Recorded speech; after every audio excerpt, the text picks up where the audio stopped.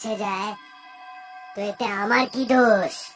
তারপরে শাকচুন্নি মন্দিরের দিকে তাকিয়ে হাসতে লাগে। তখনই টিঙ্কু শাকচুন্নিকে পেছন দিক দিয়ে ধাক্কা দিয়ে নিচে ফেলে দেয়।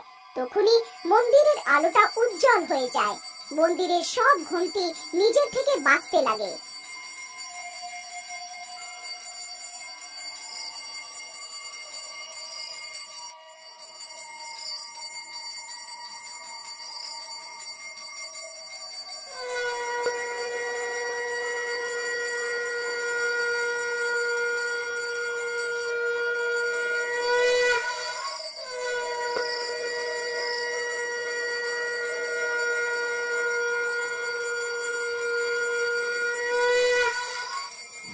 আরে মরে গেলাম রে, এটা কোথায় ফেসে গেলাম?